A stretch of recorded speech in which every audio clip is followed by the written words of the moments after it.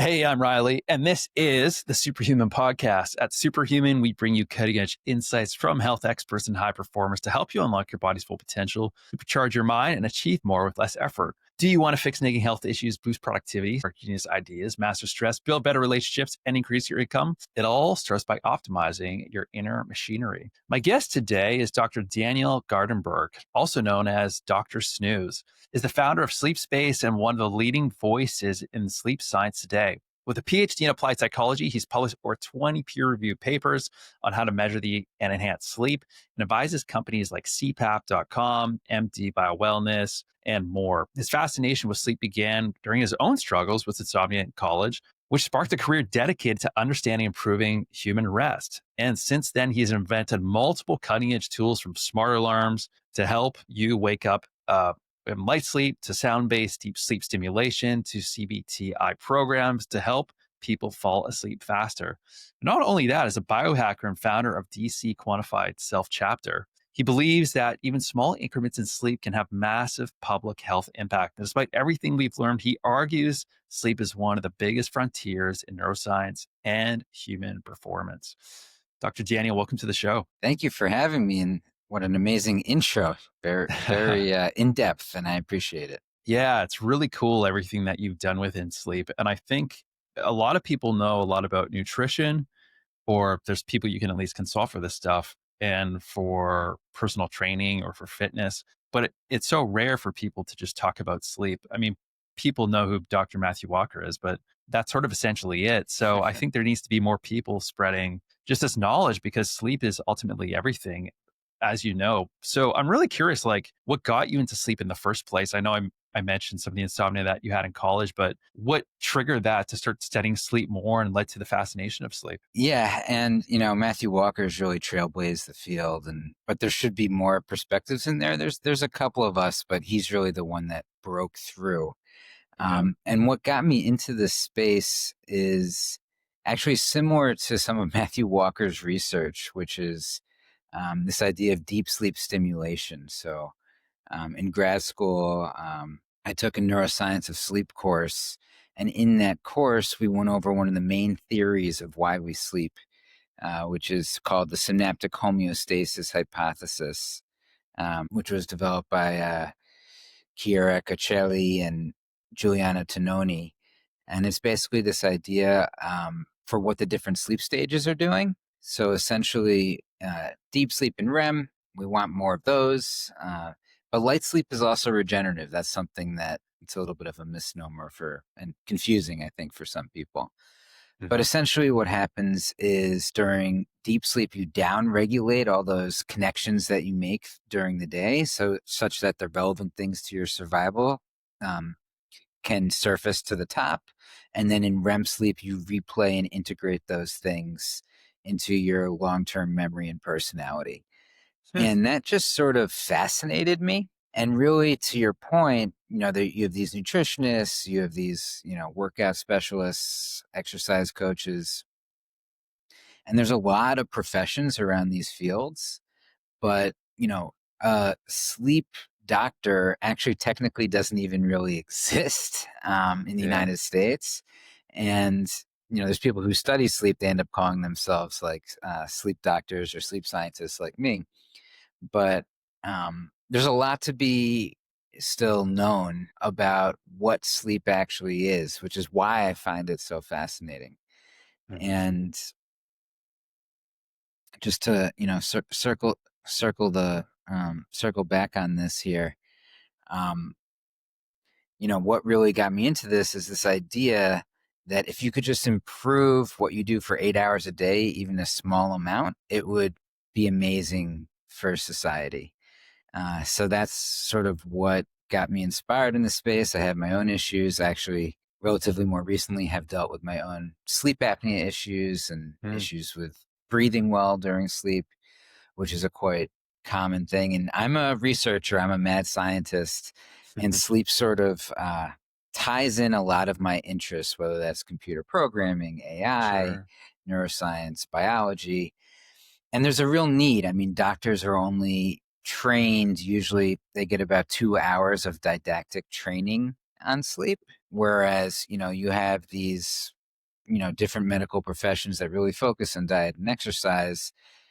There's only about 5,000 somnologists, which are like the sleep experts in the United States. So, and as for sleep coaches, like most people don't really know about it. And there's really only about 1,000 people in the world trained in cognitive behavioral therapy for insomnia. So there's a Wow. real gap in access. And Yeah. that's something I'm interested in bridging that gap. And yet everybody sleeps, and it's so few. Like the ratio, yes, everybody eats, yes, everybody needs to get exercise, but like what do we spend a third of our life sleeping? And yet there's only this small number of people. So like per capita per person, we don't have a lot of support for the average population. So you're right, we need more of the support. I think across the board.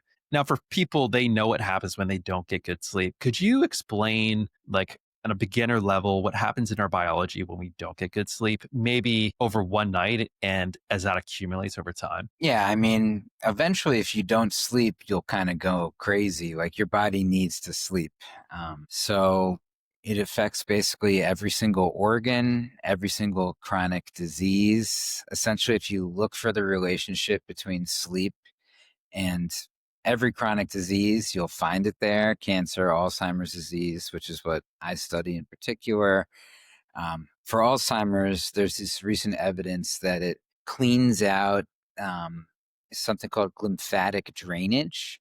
So you have your lymphatic system, but recently it was discovered that your brain has something like a lymphatic system called the glymphatic system.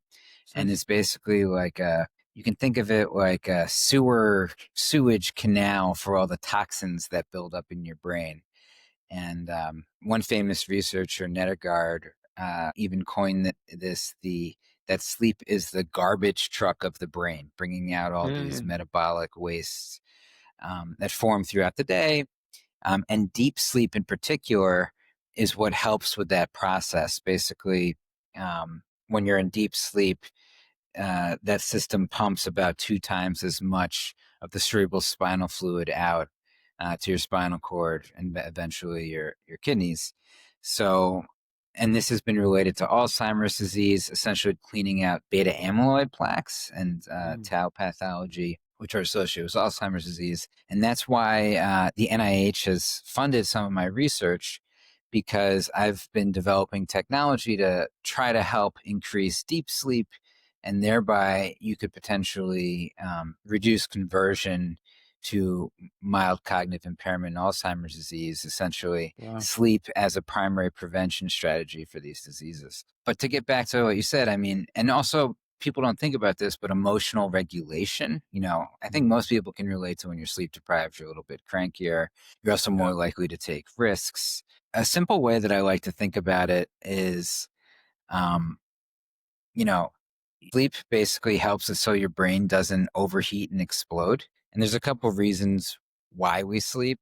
One is to prevent your brain from overheating. Another is this memory consolidation thing. Another big one is like, say, immunity. There's actually really cool studies where if you sleep deprive yourself prior to, say, an influenza vaccine, your body produces less antibodies to the vaccine. So it's basically Hmm. before a vaccine, a good hack is to get a really good night's sleep, and the vaccine will Yeah. actually become more effective. Interesting. So there's a ton of stuff that we can delve into, but Yeah. essentially it regulates your body. Um, Helps with emotions, helps Mhm. clean out toxins. Yeah. All very important. And let's say somebody goes to bed at like 10 p.m., wakes up at 6 a.m., they sleep for 8 hours. Could you explain a little bit what happens like in 90-minute sleep cycles? And is it true in the first 4 hours of sleep, it's more deep sleep dominant and that's restoring like your physical body? And then in the second phase, it's more REM sleep, like restoring your brain. Is there truth to that? Yeah, I mean, that is essentially true. The first couple cycles are heavy and deep, and then the last couple are heavy and REM. And actually, if you usually say go to bed at 10 a.m. and then you go to bed at like 9 a.m., you might preference yourself to getting a little more deep sleep, but it's not Mhm. really, you want regularity. That's the most Yeah. important thing, because that entrains your circadian rhythm and that makes everything healthier. So regular times of going to bed, waking up, and ideally, doing other things like sunlight exposure, eating, exercise, the more regular you are in those things, the stronger your circadian rhythm and actually the deeper your sleep. And there's a really Hmm. cool German word called Zeitgeber, which is these external cues that actually help you express your epigenetic biology, sunlight being the strongest one. And yes, usually it's a typical cycle. It goes light sleep, deep sleep, light sleep, REM, light sleep, deep sleep, light sleep, REM. As you go throughout the night, you typically get less deep and you get more REM. Deep is really associated with the sleep homeostat, meaning there's two processes that dictate your energy levels throughout the day in general. It's a little more, you can think about it in a more complicated way, but this is like explains 90% of the variance is how much you sleep and then the timing of your sleep. How much you sleep is called the sleep homeostat, and the timing of your sleep essentially is called your circadian rhythm. And those things combine to produce your energy levels throughout the day. And when you're really sleep deprived, you'll actually get more deep sleep because deep sleep is so associated with the sleep homeostat. Also, if you are exposed to a new environment, they have these cool studies with rats and they put them in a new maze and they actually get more deep sleep. Because deep sleep in particular is how you process new information and new stimuli and stuff like this. But when you look at someone's brain on, say, an EEG, which I've done many times, sleep is called polysomnography. It's a montage of sensors that are across your head, scalp, and torso, or your scalp, chest and torso. You get multiple signals. One thing is during REM, for example, it's really clear when you're in REM because you actually, your body gets paralyzed. So they use an EMG, like a muscular sensor. Basically, everything gets paralyzed except your eyes and this little muscle in your ear. So that's a really clear signal that you're in REM sleep because that's when we dream intensively. And if we didn't get paralyzed, there's something called REM behavior disorder, which Michael Birbiglio talks about a lot. He's like the poster child for this disease where you act out, you have an issue with this and not being paralyzed during REM and you act out your dreams. Oh, Um, interesting. so yeah, a lot of information there. Hope I Yeah, answered your it's question. it's fascinating. And is there a separate approach to improve deep sleep versus REM sleep? Like, let's say somebody had an Oura ring and deep sleep or REM sleep were low. Would there be a different approach to improving deep sleep, REM sleep, or is it just do these things to improve both across the board? Yeah, and just to wrap up what I was saying, I forgot to mention, you actually, when you look at the PSG polysomnography, you actually Mm, see that people pop in and out of the different stages like pretty readily. It's mm, not like this uniform, like deep sleep, light sleep, deep sleep, sure. light sleep, REM. There's like a lot of variability in there. Very.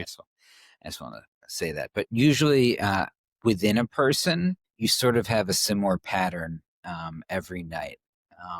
There's some regularity. So to answer your question, first off, I make a lot of these algorithms. I actually have a more accurate sleep detection algorithm on the Apple Watch in my SleepSpace app. It sort of activates high resolution tracking mode of the Apple Watch. It might be hard to believe, but our algorithm is more accurate than Apple's, essentially because Apple doesn't want to sacrifice the battery of their watch.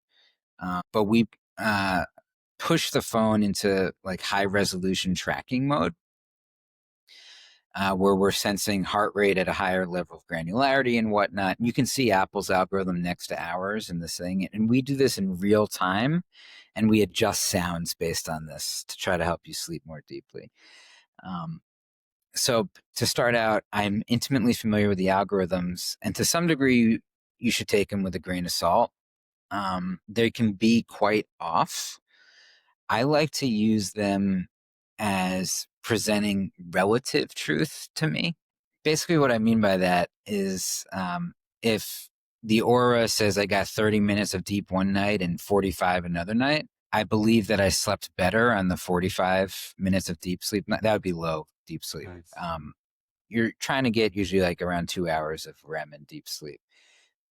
That would be super healthy. Yeah. But I think I would have slept better on the 45-minute night, but I Mm. don't actually believe that I got 45 minutes of deep sleep because it can be quite off in that estimation. So I just want to start with that preface to what I'm about to say. So they can be quite off, and sometimes people like fixate on this, and it's not healthy if they get. And really, hooking someone up to electrodes is the best way. In general, I would say they're about like 75-80% accurate is a way Mm. to think about it. And if you are really worried about your deep sleep, I would first recommend getting an at-home sleep test. And I have a Mhm. system on my platform in the States where you can get diagnosed by a doctor from your home in all 50 states. Um, and like Aura and Apple, they don't measure your breathing health at a level of granularity that can help you get actually diagnosed for something like sleep apnea, which is very common. But in general, they are tied together usually, deep sleep and REM. They sort of play off each other, and generally, if you're healthy, you usually want around 2 hours of each. Usually, you're getting a little more REM than deep sleep. Very interesting.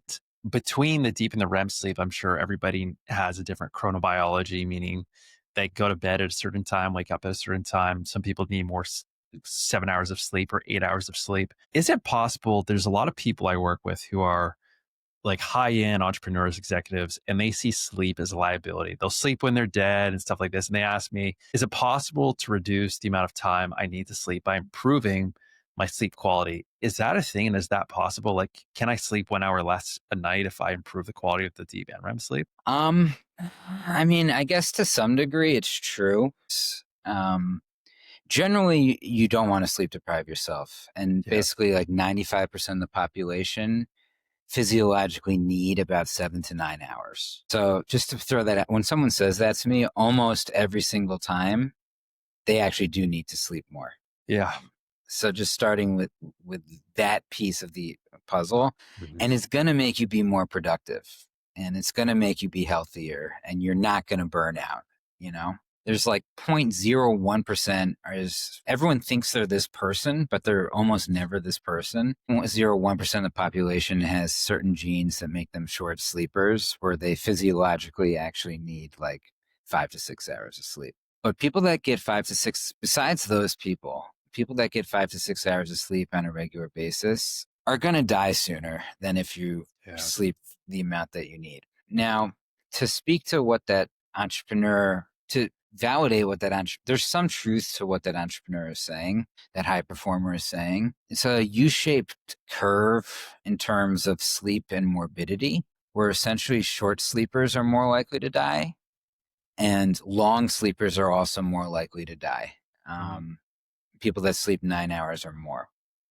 Now, this is the lovely correlation is not causation thing in science, in my opinion. So it's pretty clear that the sleeping less causes you to die. That's pretty Mhm. clear.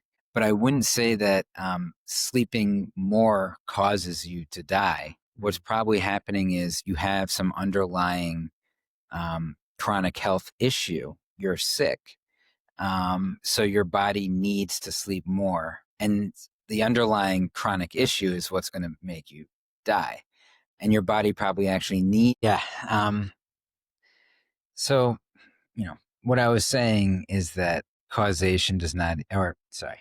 So what I was saying is correlation does not equal causation. The people that are, sleeping for 9 hours or have some underlying chronic disease, and they probably do need to sleep that extra amount. So what that says to, the biohacker, the optimizer, look, if you are a really healthy person, you don't have any underlying issue, you don't have sleep apnea, you're breathing healthily throughout the night, you can get by to some degree on less sleep because you're getting a more regenerative night of sleep. Mhm. But that doesn't mean that, you have to build that up over time. If you go from being 30 pounds overweight to, being in super good shape and lean, you can probably get by on a little bit less sleep. Does that make sense? Yeah, that makes complete sense. And where do you stand? I guess there's two schools of thought, but ultimately everything overlaps with you have conventional medicine giving, sleeping pills. And then if somebody's tired, they can drink caffeine to reduce the fatigue. But, where there's one sacrifice in one area, there's some in other areas. And then there's sort of functional medicine. It's kind of getting to root cause, for example, like bioidentical hormones or gut parasites, heavy metals, mold in the body, transmitter, like there's just all those things going on. Where do you stand with that? Do they kind of collide? Is there one that's better than the other? Yeah. So obviously, I'm not a medical doctor. I'm a scientist, and all my software is not medical. It's just to sort of help with your sleep health. And it's Sure. based on cognitive behavioral therapy for insomnia. It's not actual. It's not actually any treatment or anything. Um, so that being said, like I'm all about trying to get at the root causes, right? And a lot of these pharmacological interventions, non-benzos, they're actually meant to be used when they're prescribed by a doctor. It's not meant to be used for 20 years, for Mm. example. Typically, the way that it's on label, if you follow the label for a lot of these, not all of them, and obviously speak to your doctor. The non-benzos, for example, you're supposed to take them periodically when you're having an acute issue, not for your entire life. And the problem with a lot of those, the sedative drugs, the hypnotics, is that they actually hinder your sleep quality. Sort of similar to, alcohol gives you the perception that you fell asleep, but it ruins your sleep quality. So ideally, you'd get at the root of the issue and address some of the behavioral, cognitive, and the thinking aspects of what's going on. And essentially, that is what cognitive behavioral therapy for insomnia does if you're having an issue falling asleep and staying asleep. And that's the gold standard recommended treatment by the American Academy of Sleep Medicine if you have an issue of falling asleep and staying asleep. And there are some digital health solutions out there, but the problem is people don't have access to this oftentimes. As I said, there's only about 1,000 people that are trained in this in the world. So that's the essence of the issue. There's a recent article showing that melatonin, it was just not even an article, it was a poster. So take it with a grain of salt. But I think there is some evidence that melatonin's a hormone, right? And it could possibly impact your endogenous production of it. I think the jury's still out on that. So I'd only recommend something like that also for when you are, say, shifting time zones. Not necessarily to take it, and it actually doesn't make you tired. It just sets your circadian rhythm. So it's functioning on the same mechanism actually as sunlight. So if you think if you're taking melatonin and you think it's helping you, another way to do it is make sure you get 30 minutes of sunlight before noon, and you're essentially operating on the same system. Um, and I recommend a happy lamp sometimes too. It's sort of a more natural, and my software integrates with smart lights as well. There's some evidence that red light at night is better than blue light.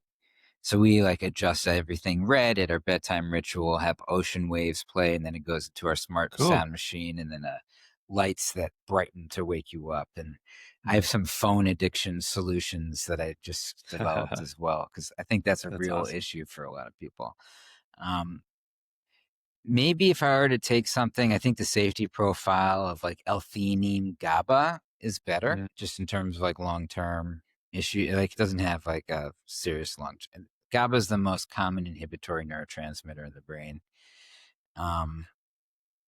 But just taking some GABA isn't going to have straight GABA isn't going to have a huge side, unless maybe there's a slight counterindication if you're on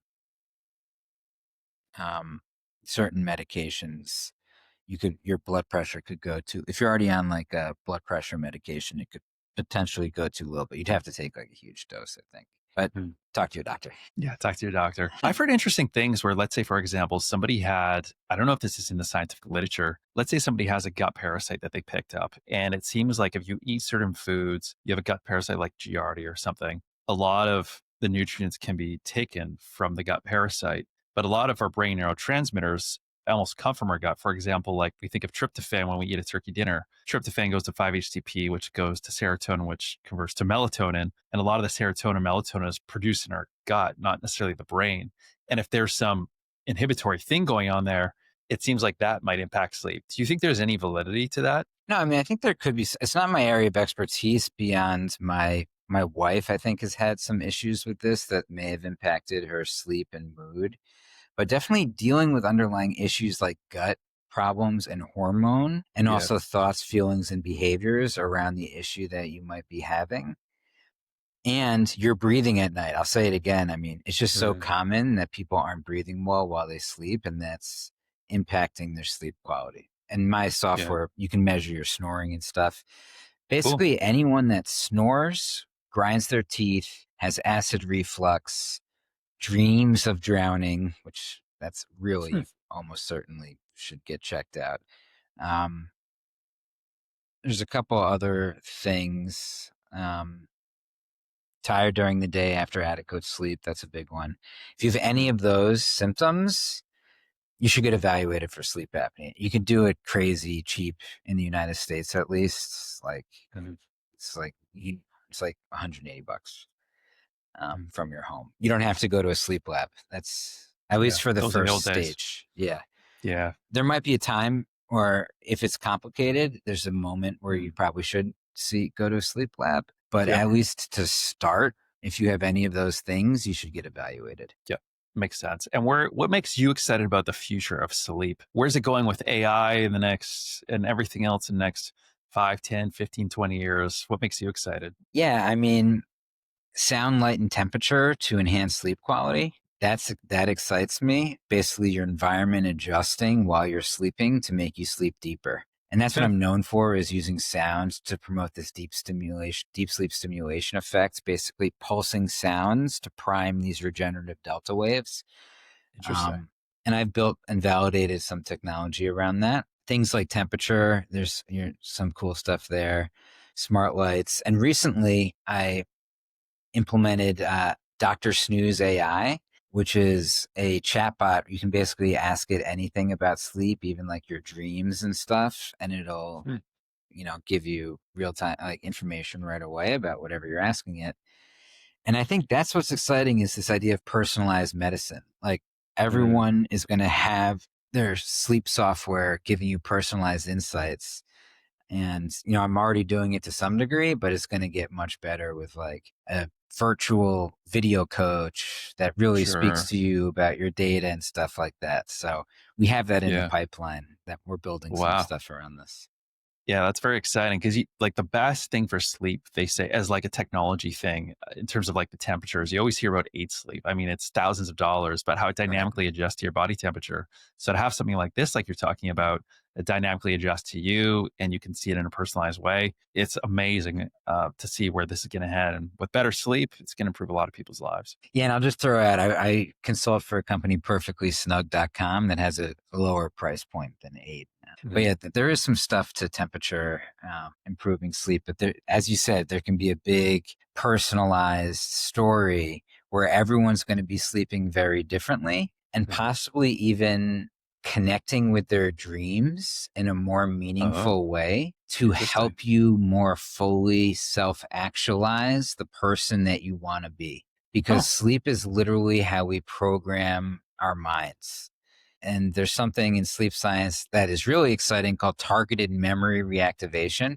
If you want to hmm. go down a rabbit hole, feel free to Sure. Google that. And so these are the exciting things in the future. And one last thing I'm very curious about, and I always get a question, is lucid dreaming. How do we lucid dream without it being random? Like, is there a way that we can induce more lucid dreaming, or is it more random? At least that we know in the science. Yeah, there's way you can train yourself to lucid dream.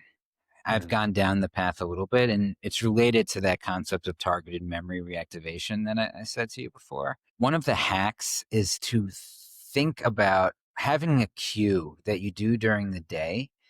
Um, a classic example is, okay, I'm going to set a timer to look at my watch 3 times a day, or my phone. I'm going to look at the time, and I'm going to ask myself, am I awake or am I asleep? if you do something enough during the day, eventually it'll come through in your dreams. Mm. And what'll happen eventually is you will be dreaming. That thought will come through.